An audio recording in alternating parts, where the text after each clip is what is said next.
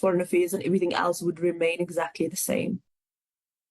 For its part, the Centre for Development and Enterprise is urging the President to ensure that public officials reapply for their jobs as part of the CDE's new report, which calls for only the best available people to be appointed into the public service. According to the Public Service Commission, there's a shortage of professional and technical skills in the civil service. Now, the CDE says merit-based appointments should trump cadre deployment. The Executive Director, Dan Bernstein, joins us now to talk more about their views. Good evening and welcome to eNCA. Thank you very much for your time. Yeah, you are appealing to the President this time around to make sure that only the best available people occupy public office. Why do you think this is important? Well, Dan, it's great to be with you. I think we have to start by saying that South Africa is in deep trouble. And if we want to fix it, if we can use this election and the GNU as a real opportunity, it's very important to move beyond words to effective execution. And that's going to require him, in his negotiations, to not only worry about positions and politics and all how he comprises his cabinet, but to think about how these people are going to help lead the country. So cabinet ministers have to be people of quality, and then we have to say, how do we make sure the most senior officials can set a new tone of delivery and integrity? And so we're saying that it's really important to identify what we're calling mission-critical jobs at the very top of departments and key institutions, and then to develop mechanisms to make sure these are the right people to serve South Africa. And we've put up a number of proposals to start building away from cadre deployment towards a kind of excellent, non-partisan civil service the country desperately needs. Okay, take us through, just share with our viewers some of your key proposals. Well, first and foremost, we think that the President and his new government have to make it crystal clear to the country and to the civil service, to the cabinet, that cadre deployment, appointing people whose only qualification is that they know the right people, is a thing of the past, and that we have to build a civil service of excellence. So that's the first step. Second, we're saying this is a really big task. So let's start at the top, because you know as well as me that the leadership of an institution affects the nature of an institution and the team they build around them. And we've seen the devastating consequences of appointing the wrong people at the top of public institutions. So identify these top people. We've put up a list. I'm sure it's not perfect, but you can do that.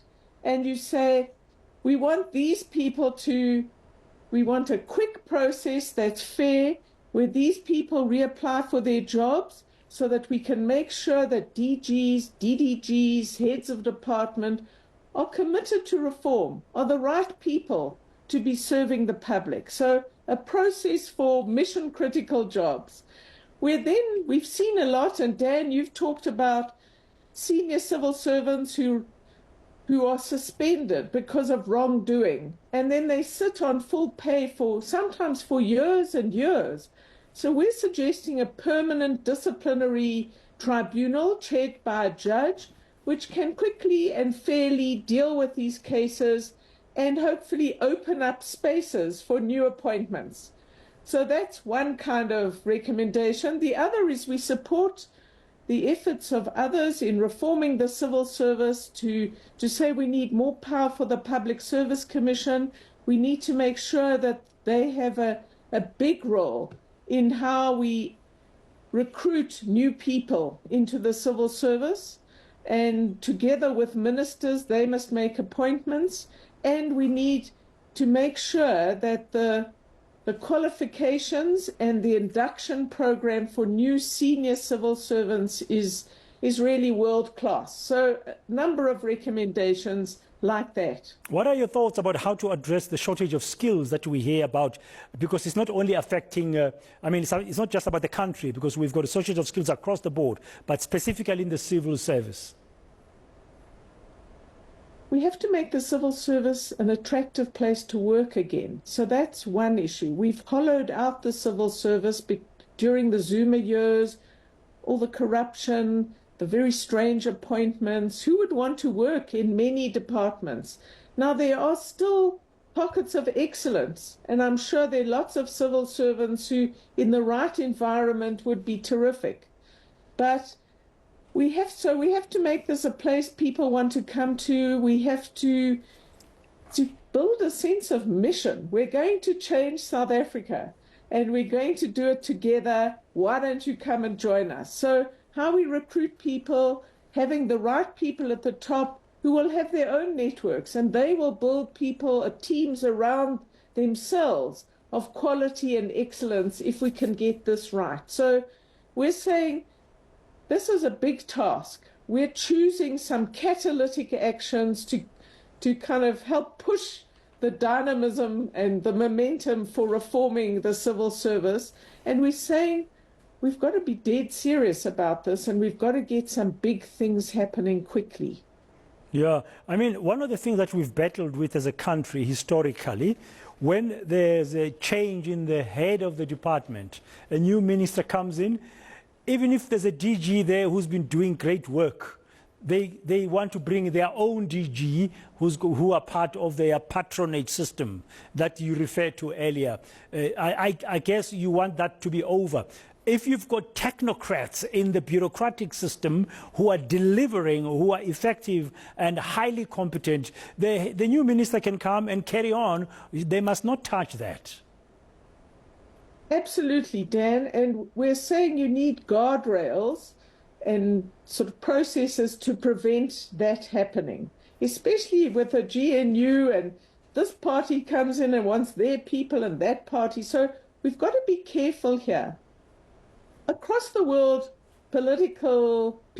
politicians get into office and they bring some political people with them. That's important. That's natural. We need to define those jobs, and we need to define the number.